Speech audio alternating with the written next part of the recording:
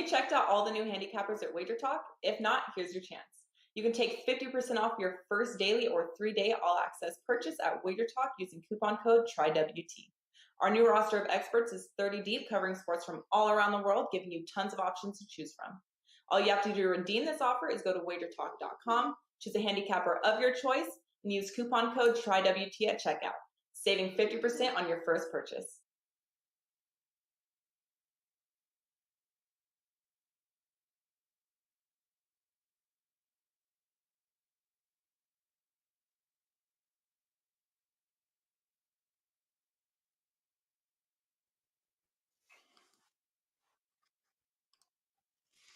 Happy Friday, everybody. Friday starts the weekend, and we are here to make your weekend a profitable one through the props betting market. I am Andy Lang from WagerTalk.com. Joining me, as always, my fellow prop masters. Today I'm joined by Andrew McGinnis from WagerTalk.com.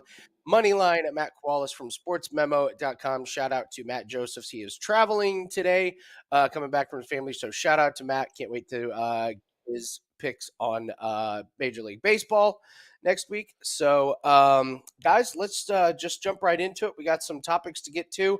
We'll do some more extended topics later on in the show. And then we will get to our best bet. It's going to be an NBA prop from Matt Qualis. So, gentlemen, we've got, for me personally, we've got the Masters. We've also got NBA, we've got NHL, we've got UFC, we've got PFL. My gosh, the props just keep on coming, and we haven't even talked about MLB yet. So, Andrew, I'm going to come to you first. We've got a UFC fight. First of all, we have a stacked card. I mean, it's, Pereira and Adesanya. There's a lot of great fights, a lot of bettable ones, and you have one dialed in that you'd like to take a look at the distance props. So what fight are you looking at, and what angle do you like in this one? Yeah, thanks, Andy. Great to be here with you guys. And I mean, look, there's so many different ways for us to talk about props here in the UFC to try and limit your juice, right? And as we know that in the UFC, sometimes you have to lay more chalk than you're going to with other sports like hockey or basketball or baseball or whatever it might be. But sometimes you find one that's still, a little bit chalky, but worth it. I'm looking at Ponzinibbio and Kevin Holland to not go the distance. A few times on this show, more than a few times, I've given out fights to go the distance, and I've explained how, it's not as much fun to watch guys not get knocked out. How about we watch these two killers that have soft chins go for each other for 3 straight rounds, because that's what I really expect here. 10 of the last 13 fights for Kevin Holland have not gone the distance. We all know what happened in his last fight, but we'll give him a break on that one. And Pons, I mean, his last fight wasn't anything too special. I think that was kind of a walk in the park for him. That wasn't anything to really write home about. But his past few, he's taken damage. And like I said, I think these two guys, they put themselves in such vulnerable positions. They give themselves up, and their chins aren't very strong. Somebody's going to get caught, and I think it's somewhere in the start of the second round. So this one to not go the distance at around 145, 150, I think is a great price here. And I think it's going to be an entertaining fight, one I'm looking forward to. And I don't care who wins. I'm just hoping that someone goes to sleep here.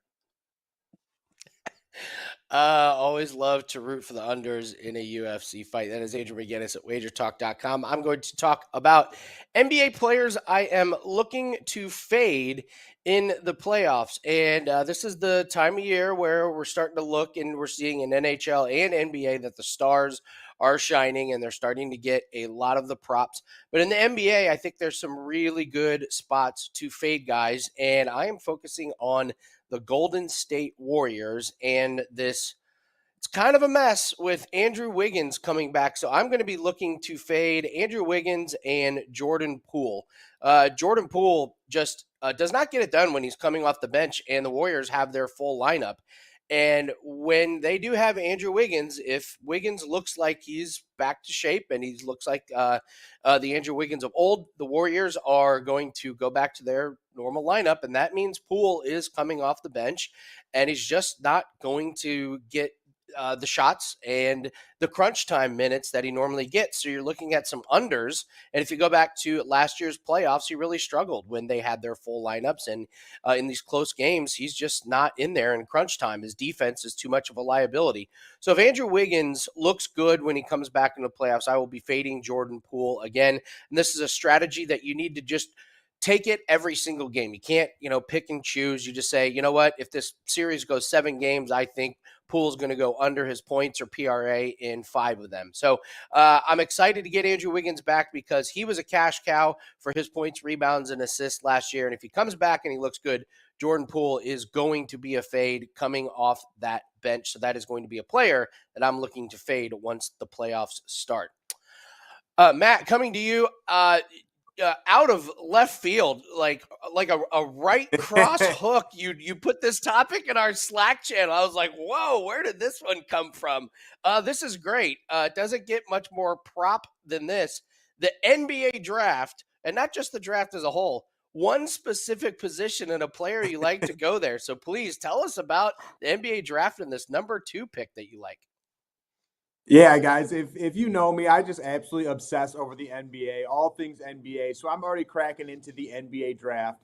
And I see some potential value with the number 2 pick. And with the number 2 pick, you have 2 guys who can potentially go. That's going to be Scoot Henderson of the G League Ignite or Brandon Miller of the Alabama Crimson Tide. And the reason that I'm talking about this pick is because we don't even know who's drafting number 2. And with the NBA at this point in time, you definitely have to draft in order to what your team has. And, you take a look at a team like the Detroit Pistons. They are the worst team in the NBA right now, have the best odds to get the number 1 pick. But you also look at them, back-to-back years, they drafted Cade Cunningham, and then they drafted Jaden Ivey. Scoot Henderson is very similar to someone like a Jaden Ivey.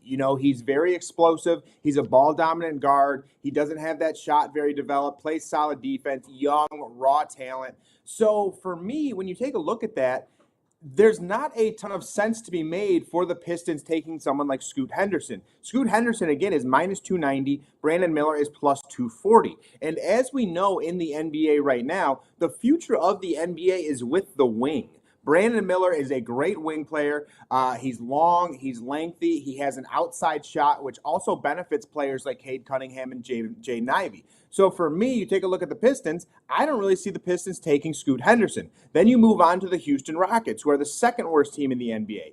There, it's a little more difficult, but you have Kevin Porter Jr. and you have Jalen Green. If the Rockets are buying into Kevin Porter Jr. going forward, then once again, I don't see them taking a Scoot Henderson. It does not make sense to me. Again, he's similar to that of Jalen Green, even though Jalen Green has a far better outside shot. Then you take a look at their 3. It's Kenyon Martin Jr. Who would make sense there? To me, it would be Brandon Miller once again, putting him in that 3 position for the Houston Rockets and not Scoot Henderson, another ball-dominant guard who's going to clog up the middle. Then you take a look at the Spurs and the Hornets. Those 2 more probable to take Scoot Henderson. The San Antonio Spurs don't exactly have a ball-dominant player. They have Trey Jones. He's not exactly the future. Devin Vassell is a knockdown shooter from the 2 position, so Scoot Henderson would make sense there. And then with the Hornets, it's going to be LaMelo Ball and Terry Rozier, and I don't see those 2 being together all that much longer, so you could see a counterpart going in if it's the Hornets. So again, with this number 2 pick, you definitely have to pay attention to where this lottery goes, because whoever lands on that number 2 pick is obviously going to be dependent on who goes there. And to me, at plus 240 once again, I think Brandon Miller has as good of a chance as Scoot Henderson to take that number 2 spot. Great information, and I love that pick for Moneyline Matt from sportsmemo.com. Great stuff, and Matt is going to be doing our best bet for the end of the show, and that we will look to cash this weekend. All right, Andrew, let's go into a few more extended topics. NHL regular season is coming to an end. Props have been absolutely beautiful for us, and we expect them to continue into the playoffs. But we want to talk about some unders in the NHL. So first off, just tell everybody what you have going on this weekend. What can we expect from your plays? And then let's talk a little unders in the NHL prop market during the last week of the regular season. Yeah, thanks, Andy. Well, I mean, look, people think that right now in this part of the NHL year that there's not money to be made because, some teams don't care, some teams do care. I'm here to tell you that there's lots of betting opportunities off a 3-0 night yesterday in the NHL. One game that had lots of meaning and playoff implications, and another game that had absolutely no meaning. But I feel like I've got some pretty good things I'm looking at right now in the NHL. You can buy my playoff package and you'll get the rest of the regular season for free, which is still another week of NHL action. So I do recommend that.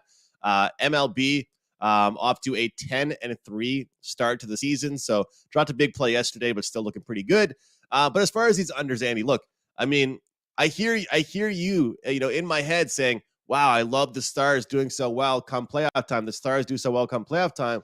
But what about the opposite? What about the third liners not doing well come playoff time? And that's kind of what I wanted to bring up. I mean, these guys, they push for more of an offensive presence during the regular season. They can get some more power play time. They can kind of, get a little bit out of what they're supposed to be doing when they're playing a bottom feeder team. Once they are playing every game that matters, once every single game they're playing in is kind of a do or die game, so to speak, these third line guys aren't shooting the puck as much. They're not getting points. They're out there to be shut down guys. They're pretty much defensive forwards. They're out there to shut down the other good players on the other team. So what does that mean? They're probably going to spend a lot of time in their own defensive zone.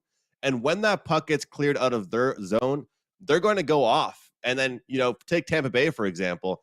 You're going to have third or fourth line guys on. And the second they get the puck out of their own end, Stamkos, Kucherov, Palat, I mean, all those guys are going to go on the ice. And that's kind of how it's going to work for those teams. So I'm going to look towards under on shots and especially under on points for some of these guys in the third line that maybe are starting to come out of their shell to end the season. But as we approach the playoffs, everybody has to know their role, guys. We know it in sports, the term role players exist for a reason. And you might be a really important player on a team, but that does not mean you score goals. It does not mean your name is on the stat sheet. It means you're a contributor, but just on the defensive side of things. So, Andy, as much as you say about betting those star players like Pasternak, you can also bet the unders on some of these third-line players and watch them do absolutely nothing offensively during the playoffs. It's great information, and we just got a question in the chat. Matt, I'll ask this to you, and I'll let you think about this one for a bit. Who do you guys think wins the Sixth Man of the Year award? So I'm going to do my topic, but if you want to look at some of the odds or give us your opinion on that, love to hear your thoughts on that. Yeah. Oh, the floor is yours. Let's go. I love it. For me, yeah, I have nothing in front of me or anything like that, but for me, it's Emmanuel Quickly all day. Emmanuel Quickly has made a huge jump up for the New York Knicks as that sixth man. He filled in for Jalen Brunson, and Jalen Brunson was not some small shoes to fill. Jalen Brunson has taken that leap forward, maybe even the most improved player, something like that. And Emmanuel Quickly, for him to come in and be able to fill that role seamlessly and potentially sometimes even better, it's absolutely the New York Knicks have definitely gone out and found Emmanuel Quickly. He's someone who can come in off the bench and get you 30 points, something that is very rare in the NBA today. And then another thing with Quickly is he's not just a scorer. He's also become a very solid facilitator. And there are games, they faced the Indiana Pacers a couple nights ago. His line was 26.5. And I remember even telling myself, man, that's a pretty high line. So I stayed away from it. I ended up going with Quentin Grimes instead, but Quickly smashed it. It was no problem whatsoever. This kid is just that good. And if there's one thing that you can't teach in the NBA, two things I should say: speed, confidence. And Quickly sure as hell has both of those. You see this guy, he'll run to the free throw line, he'll turn around, he'll go back to the 3-point line, shoot it, and just buckets, no problem. This guy's nuts. So for me, he is the sixth man of the year. He's by far had the most explosive games from a sixth man. On top of that, no one else has really had close to that. Malik Monk had maybe a 40-point game, but he's so hot and cold, it's totally different. But Quickly, he's had numerous 35-point games. He's a consistent scorer, someone you can depend on every single night, and that's what you're looking for a sixth man. So for me, I do believe Emmanuel Quickly is the favorite. So if you're looking for some underdog value, it's not really there because I'm Quickly all day. Love it. Quickly as your 6-man year. There you go, Rab. Quicker answer than we all anticipated. Great stuff, Matt. Appreciate that. I want to just gonna go over some props that I think we can look at for this weekend. I'll start with PFL tonight. I think you can look at Larissa Pacheco. I think she wins via assault and battery or a complete mauling. But we can shorten it. Just do -110 to win by KO. This fight is going to be gross. She's fighting 39-year-old Julia Budd, who just put on a terrible performance in her last fight. And Pacheco has knocked out 5 of her last 6 opponents. And her last win, she took down Kayla Harrison, the beast. So Pacheco is just going to absolutely maul Julia Budd tonight. And -110 to win by knockout is incredible value. So I would take that one. I have a plus money one. This one is kind of hold your nose and take it. Sam Hughes by decision. The reason I'm looking at this is she's fighting a UFC debutante, Amorim, and Amorim is a submission specialist. Arm bars, knee bars. She knocked out an opponent in 10 seconds, except she's been fighting on really low-level circuits. So this is a huge step up. I mean, Sam Hughes is by no means an amazing fighter, but she's UFC caliber. And if Amorim does not get this finish in the first round, and all of her fights have finished in the first round. So if this doesn't get finished in the first round, I think Hughes is able to weather the storm and will grind out rounds 2 and 3, and maybe even the first round. So if Amorim doesn't get that quick submission, which Hughes is going to be ready for, I think there could be an upset here. Hughes is plus money to win, but she's probably not going to knock out or submit Amorim. You can get plus 380 on Sam Hughes by decision. So if you want to sprinkle a little bit on that, I think that would be a good play. And then, Andrew, you talked about some of the unders in NHL, and I love the unders. I was going to talk about some overs because Pasternak is now in the zone. His shots on goal prop is going over. But then here's another one. You have done a great job of saying, instead of just playing NHL players to have points, like look at assists or, look at goals or some of these other ones. So the number one team on power play points in the season is the Edmonton Oilers. So, Andrew, I would like to give you the top 3 players this season for power play points. Connor McDavid, Leon Draisaitl, and Ryan Nugent-Hopkins.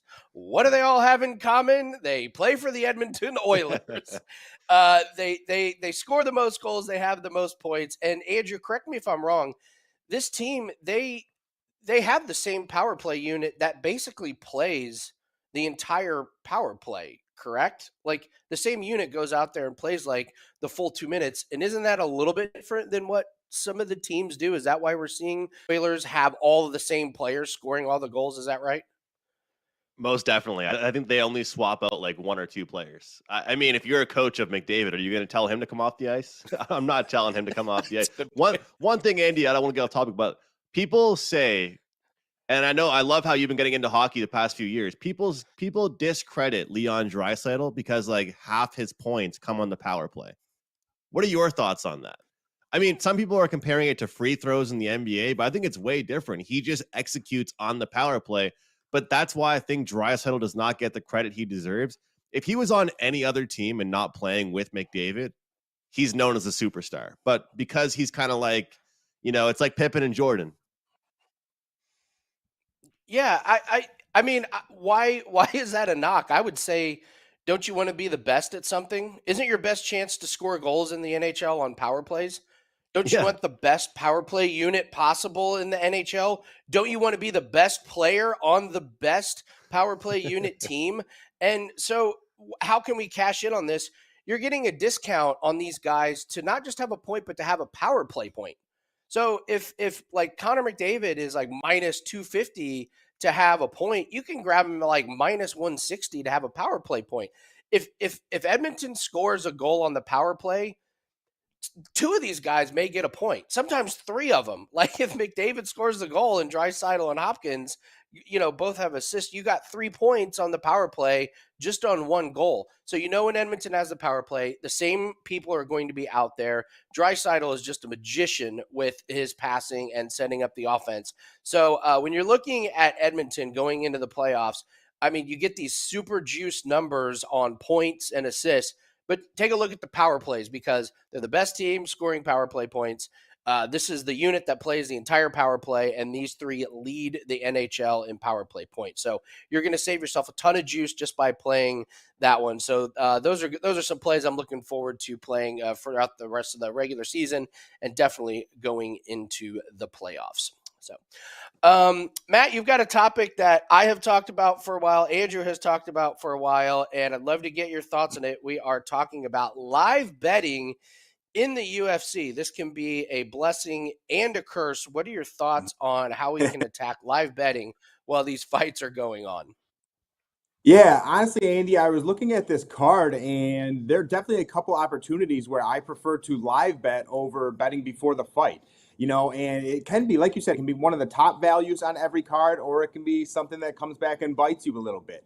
But you go back and you look at a fight like the Leon Edwards and Kamaru Usman fight, and you look at it both times, because in both of those fights, Kamaru Usman was the favorite. The first one deservedly so. I felt like he was dominating that fight up until the point of getting knocked out. And as we know, though, the UFC is one of those sports where, a Hail Mary can land and you can get that crazy knockout and you can get that crazy odds play or whatever that may be. Because I look back on that Leon Edwards one and kind of wonder what that 5th round knockout odds really were.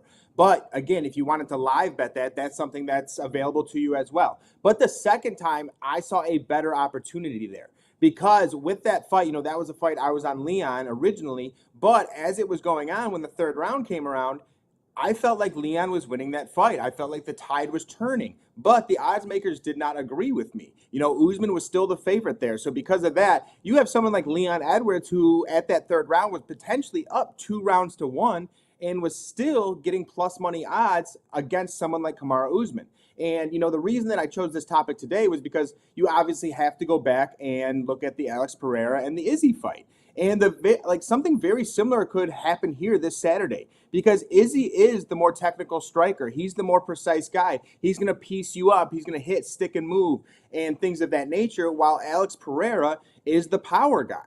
And you go back and look at these fights with Izzy, the time they were in a kickboxing match. On top of that, the same exact thing happened. Izzy was piecing him up until the final round, and Alex knocked him out. So for this fight, if you're an Izzy guy, for me, or a Pereira guy, I'm sorry, there's no reason to really bet Pereira before this fight because I don't see Pereira going out and piecing up Izzy, getting these rounds, anything like that. So you're going to get better odds the longer the fight goes on. And to me, once again, I think it's going to be a similar story. I think it's going to be Alex Pereira trying to knock out Izzy or Izzy potentially by a decision. So again, you're getting better odds just to potentially wait. And I know we all love to get those parlays in before the fight card and stuff like that. But you're actually getting better value if you wait here. And one last guy, or two people I wanted to mention as well, is someone like Chito Vera.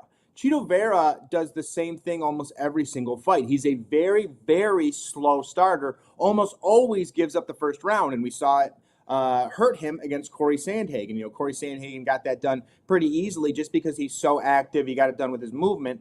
But Chito's very slow. He tries to pick his spots. He tries to figure out his opponent's tendencies, things like that. And he doesn't really start going till the 2nd round, 3rd round in a 5-round fight, something along those lines. So if you know these tendencies ahead of time, you have a better opportunity to live bet these guys because you know who they are and what they already do. And then lastly, the guy that I wanted to mention was Adrian Yanez. Adrian Yanez is at times a slower starter, so it wouldn't shock me if Rob Font went out and got this first round because Font is technical, he's a great striker, he throws volume, things like that. So again, the two matchup styles make for that opportunity once again. So it might take Yanez a round to get a feel for Rob Font, and then maybe he loses the first and wins the next 2. So once again, just wanted to discuss that because if you know these fighters' tendencies, there's great value that can come with live betting as well.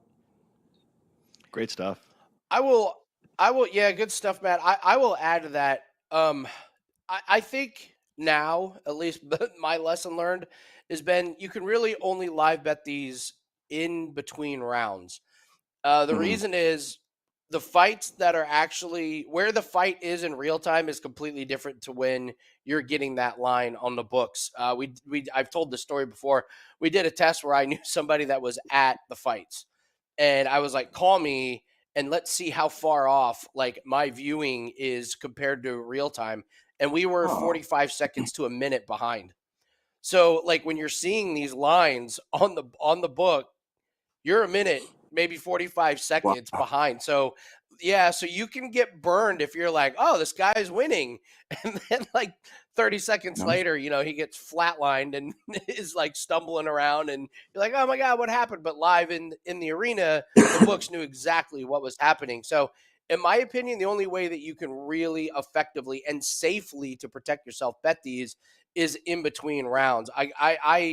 I got burned on this several times and just happened to be in a good position where my buddy was going to be at one of the pay-per-views, and we were stunned how far behind the viewers are compared to the real time. So Yeah. I would add that cautionary tale. If you are going to do what Matt suggested is take some of these guys when they get off the slow starts, just wait till they get to Mhm. the end of round one and be ready to fire away like immediately. Have your line up so as soon as round one ends or round two ends, you're able to get that bet in. But for me personally, I have stopped putting in bets in the middle of the fight. I've just seen it go south too many times, and it got me pretty good there. So, Andrew, do you do much live betting with UFC? I don't know if you and I have ever talked about this. Occasionally, a lot of times, honestly, guys, it will be totals. Just kind of like it's same thing for me that I use in other sports. I see how the fight is coming, how it's going so far. I can kind of tell if it's going to be a feel out process, if they're kind of just going to just stick and go type of thing, or if it's going to be a bloodbath from start to finish. But I like what Matt said.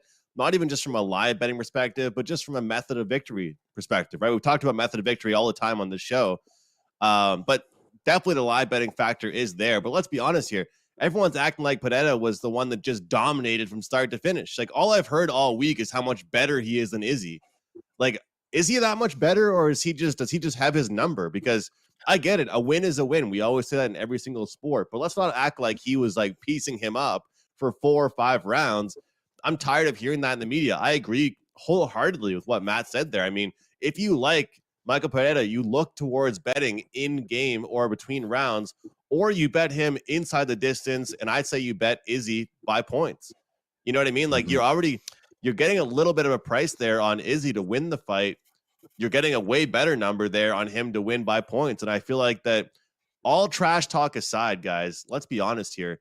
He's going to go back to old fashioned Izzy. He's going to play, an old fashioned style of fighting where he does not want to put himself in any dangerous positions. He's talking about knocking him out and everything, but do you guys think Izzy can knock him out? I don't really think he can. I think he has a chance to win the fight, but I don't think he'll do it in knockout fashion. If he wins, it's by points for sure. Yeah, no chance. Izzy's not he's not knocking you out these days. Andrew, if you fought him, he would try and win by decision. he would try. He'd work his leg kicks, establish distance, and try and He'd keep you on snap the my outside. leg in half. Yeah. Yeah, it would be effective, but let's be honest, he's not pushing forward. I'd be the worst MMA fighter in history, I think. I am so lanky. My legs are I'd be taken down in 2 seconds and be done. I think I'd just bum rush the guy. I'd go flying in and kill or be killed. Take the under in Lang's fights. I would just go in and try and end it. I'm getting finished or they're getting finished, one way or the other. All right, guys. This is great stuff. We're going to get to our best bet. Real quick, Andrew, remind everybody once again what you have for this weekend and where we can find you at. Yeah, I've got a big 5% UFC play actually going tomorrow night, guys. Looking forward to it on that big card that we have. So hoping to cash in on a 4-0 best bet run there in the UFC. And again, I just recommend the playoff package for hockey. No point in buying daily picks at this point, guys. Buy that playoff package. You will get the rest of the regular season for free. And in the playoffs, you're getting props. You're getting sides, totals, series prices. And speaking of, in-game betting, well, also in series betting is something I really get involved in with the NHL playoffs. So even if I don't make a serious wager before it starts, after game 1 or after game 2, you can certainly look at those series prices as well. So can't wait for the weekend, but I strongly recommend checking out that 5% UFC play. All right, we have our best bet coming to you, and it is from Matt Wallace. So, Matt, real quick, tell us what you have for this weekend, where we can find you at, and what you have for this week's best bet for Prop It Up. Yeah, guys, I'm over at sportsmemo.com. Right now, I have a 4-play UFC package up, ready to roll. Feel great about this card this weekend, honestly. And I have a 4-pick package for the NBA tonight. And in all honesty, I feel great about that as well. To close this NBA season, I am seeing things very well. I'm on a 9-2 run this week, coming off another winning day yesterday and looking to keep it rolling today. And again, this is one of those cards, one of those NBA cards where you definitely have to be careful in terms of player props, because what the spreads are right now are definitely not what I expect them to be come tip-off. You know, I expect a lot of late-night guys resting, stuff like that. So because of that, I'm targeting someone in particular who I think is going to get full run in this situation, and it's going to be Jaden Ivey over 21.5 points against the Indiana Pacers. And like I said, I'm trying to target games that limit blowout risk, that have players and teams where they're going to get run down the stretch. And that's Jaden Ivey, because this Detroit Pistons team right now is incredibly young. And when you're Jaden Ivey and the guy next to you is Killian Hayes, you basically have to go out and do everything, because we know Killian's not going to be making any shots. And then in turn, you have guys like James Wiseman, you got guys like Jalen Duren, and those aren't exactly scorers. They're not exactly guys who are going to go out and get you 20. And you're facing a team like the Indiana Pacers, who's given up 123.7 points per game over their last 3. They gave up 138 points in their last outing, and are a team that runs one of the higher paces throughout the NBA. You know, you have guys like TJ McConnell running the point. You have guys like Alex Nemhard running the number 2. Both of them like to push that pace of that basketball. And then you also have to mention here that Jaden Ivey is going to be matched up with TJ McConnell most likely. And that's a pretty easy matchup for someone like Jaden Ivey. And, you know, this Indiana Pacers team has essentially shut it down for all of their starters at this point in time. I believe it's going to be Isaiah Jackson who's going to be running the center for the Pacers today. And again, you're looking at that, and that means the middle should be more open for someone like Jaden Ivey. And Jaden Ivey is one of those guys who loves to attack the basket. He loves to get to the free throw line. If you see him make a couple 3-pointers in the first quarter, then this one's going to be over. He's going to hit this no problem, because a lot of it comes down to, is Jaden Ivey hitting his shots? And again, I just think it's overall a great spot. It's a pace-up matchup. It's going to be a higher total here as well. And it's going to be a do-it-all spot for Jaden Ivey, who is surrounded by players who aren't going to shoot as much as him. You know, since the Pistons have shut it down, Jaden Ivey is averaging around 17 shots per game, and that's more opportunity. Again, everything that we look for in every single player prop is opportunity, volume, percentage, things like that. Jaden Ivey checks all the boxes today. I'm with Jaden Ivey over 21.5 points tonight. Great information from Moneyline Matt Wallace from sportsmemo.com. We are going to take Jaden Ivey over 21.5 points for the Detroit Pistons as our best bet of the week. Gentlemen, that is going to do it for us. Thank you so much. A lot of great information and a lot of great props to be had for this weekend. That is Andrew McGinnis from WagerTalk.com. That is Moneyline Matt Wallace from sportsmemo.com. And I am Andy Lang from WagerTalk.com. All of our plays are up for the weekend right now. Good luck. Let's have an amazing weekend, and we will see everyone next week on Prop It Up. Have you checked out all the new handicappers at WagerTalk? If not, here's your chance. You can take 50% off your first daily or 3-day all-access purchase at WagerTalk using coupon code TRYWT. Our new roster of experts is 30 deep, covering sports from all around the world, giving you tons of options to choose from. All you have to do to redeem this offer is go to WagerTalk.com, choose a handicapper of your choice, and use coupon code TRYWT at checkout, saving 50% on your first purchase.